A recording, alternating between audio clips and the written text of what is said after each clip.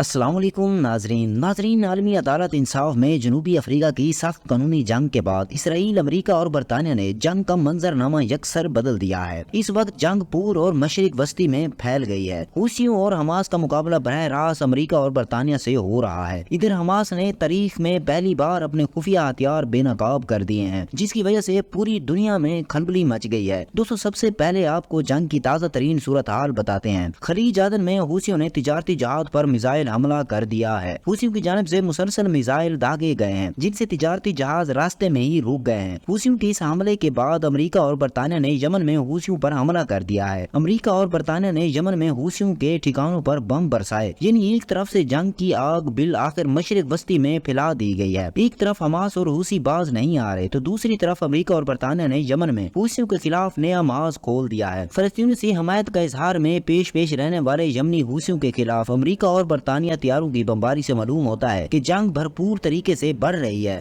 یمن کے دارالحکومت صنعاء میں بھی دھماکوں کی آوازیں گونجنے لگی ہیں۔ عرب میڈیا کی رپورٹس کے مطابق لڑاکا طیاروں، بحری جہازوں اور ابدوزوں کی مدد سے یمن کے دارالحکومت صنعاء، بندرگاہی شہر حدیدہ اور شمالی شہر سعدہ میں درجن بھر سے زائد مقامات پر بمباری کی گئی۔ حملوں میں ٹائم ہاک میزائلوں کا بھی استعمال کیا گیا، جو کہ انتہائی مہلک ہے اور جس پر عالمی سطح پر پابندی لگائی گئی ہے۔ دوستو، حملوں کے بعد بیان میں امریکہ کے صدر بائیڈن نے کہا کہ یہ حملے بحر احمر میں بین الاقوامی جہازوں پر ان حملوں کے جواب ہیں۔ اینٹی شپ بلاسٹک میزائل بھی استعمال کیے گئے تھے۔ برطانوی وزیر اعظم رشی سونک نے کہا کہ حوثیوں کو جہاز پر حملے سے کئی بار خبردار کیا گیا تھا اور یہ صورتحال برداشت نہیں کی جا سکتی۔ دوستو، اس تمام کارروائی کے بعد امریکہ نے یمن پر حملے کے لیے جانے والی جنگی طیاروں کی ویڈیو بھی جاری کر دی ہیں۔ ویڈیو سینٹرل کمانڈر کی جانب سے جاری کی گئی ہیں۔ مجموعی طور پر غزہ پر اسرائیل کے وحشانہ حملے جاری ہیں، جس میں مزید 151 فلسطینی شہید ہوئے۔ بمباری کی وجہ سے